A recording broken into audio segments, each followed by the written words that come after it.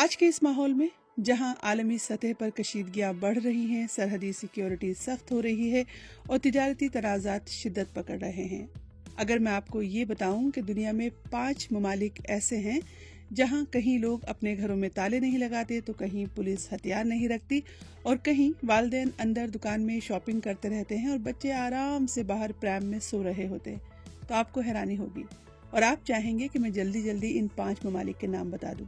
تو institute for economics and peace کی جانب سے پیش کیے جانے والے گلوبل پیس انڈیکس کے مطابق دنیا کے 5 سب سے پرسکون ممالک ہیں Iceland, New Zealand, Ireland, Australia اور سوئٹزرلینڈ۔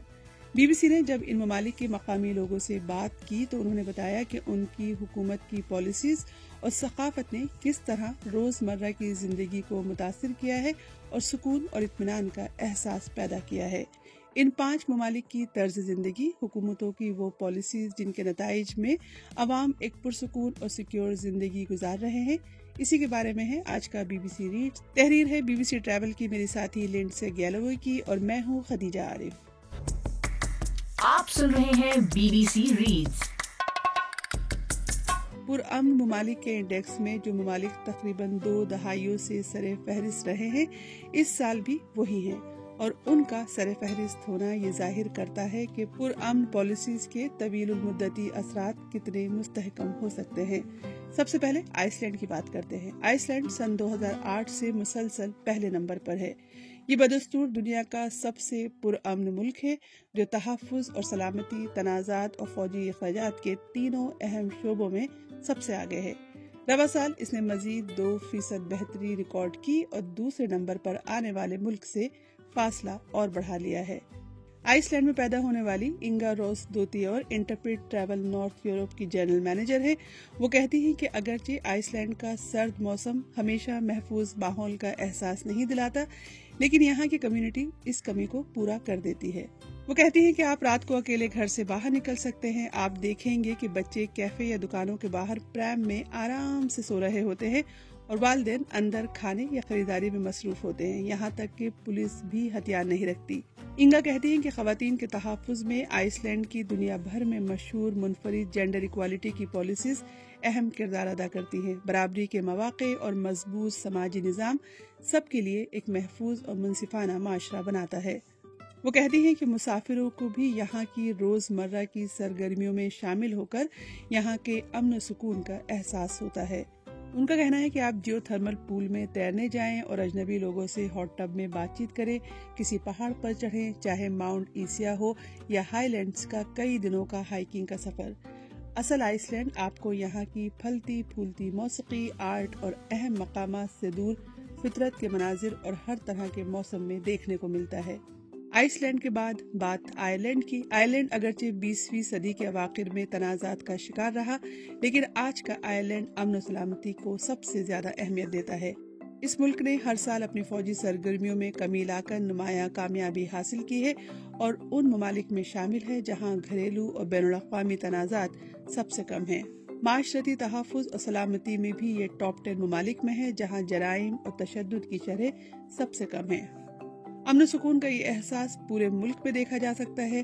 کلڈیئر کے رہائشی اور کل کی کاسل میں director of experiences Jack Fitz Simons کہتے ہیں کہ چاہے آپ کسی چھوٹے قصبے میں ہوں یا بڑے شہر میں، یہاں کمیونٹی کا جذبہ بہت گہرا ہے، لوگ آپ کو خوش آمدید کرتے ہیں اور آپ کو گھر جیسا احساس دلاتے ہیں۔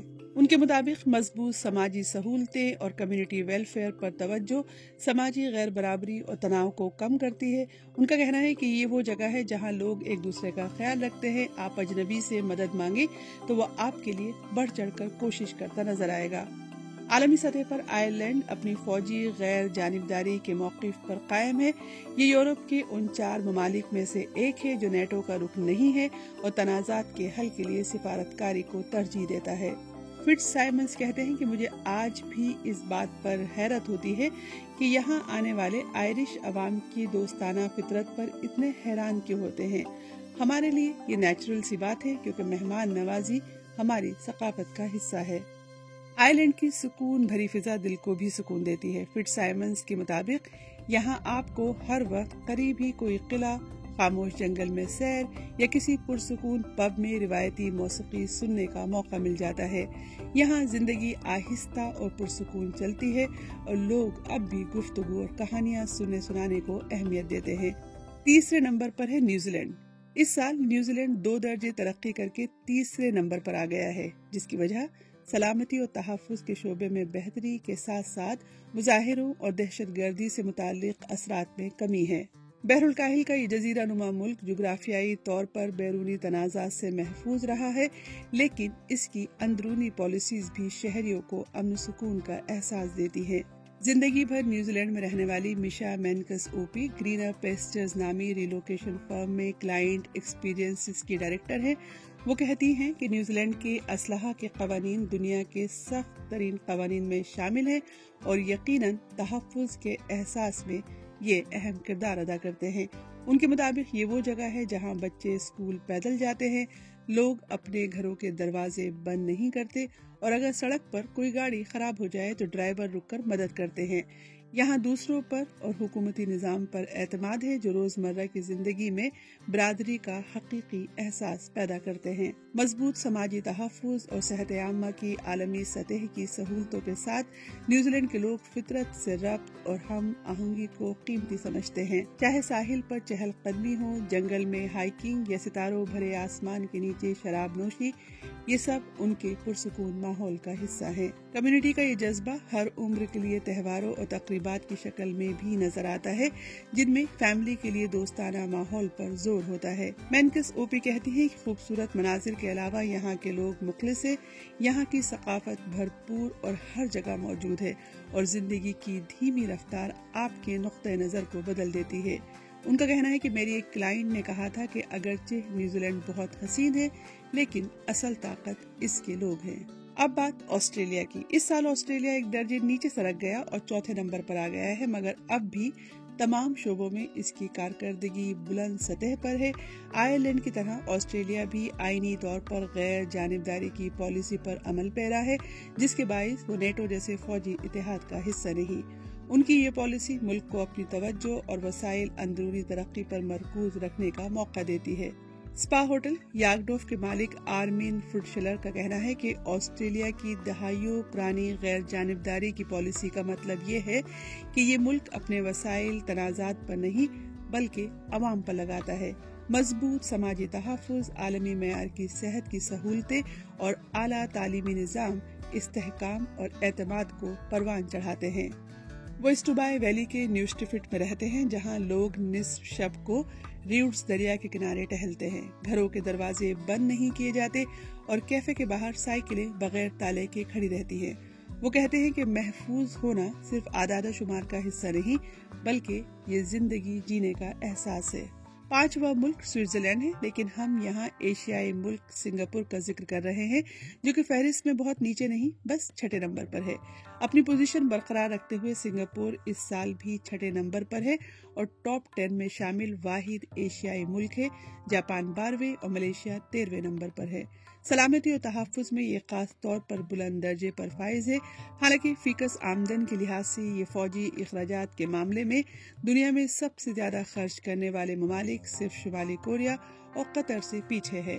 क्योंकि यहाँ कोई जारी तनाज़े या अंदरूनी बदअमनी नहीं है, इसलिए ज्यादातर शहरियों को मजबूत तहफ़्फ़ुज़ का एहसास होता है।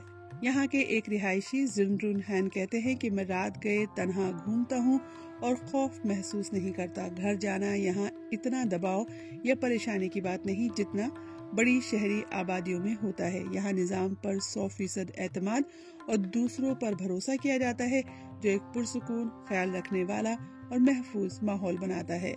अगरचे सिंगापुर की कदामत पसंद पॉलिसियों की वजह से हम जिन्स शादियां अब भी ममनू हैं और LGBT+ कम्युनिटी को मुकम्मल आज़ादी हासिल नहीं है, लेकिन समाजी तरक्की नजर आती है। वो कहते हैं कि चाहे आप मकामी हो या मेहमान, रात 2 बजे दरिया के किनारे चहल कदमी करें, रात गए स्ट्रीट फूड वेंडर से खाना खाएं या अंधेरे के बाद पार्क का रुख करें, ये सब आज़ादी का एहसास दिलाता है। इन सारे ममालिक में जो एक बात सबसे कॉमन है वो है सेंस ऑफ कम्युनिटी, हुकूमतों की जानिब से अवाम को तरजीह देना और अपने इक़दार का दामन थामे रखना। ہم میں سے کون ہے جو امن نہیں چاہتا؟ اس لیے اس امید کے ساتھ کہ گلوبل پیس انڈیکس کی فہرست میں زیادہ سے زیادہ ممالک اپنا نام درج کرے، اور خاص طور سے وہ ممالک جہاں ہم اور آپ رہتے ہیں۔ BBC reads. BBC ریڈز کے ذریعے ہماری یہی کوشش ہے کہ BBC اردو کی ویب سائٹ کی وہ سٹوریز جن میں آڈینس کی دلچسپی زیادہ نظر آتی ہے انہیں اور بھی زیادہ لوگوں تک کیوں نہ پہنچایا جائے۔ تو ہم پڑھیں اور آپ سنیے، اور اپنے دوستوں اور ساتھیوں کو بھی سنائیے۔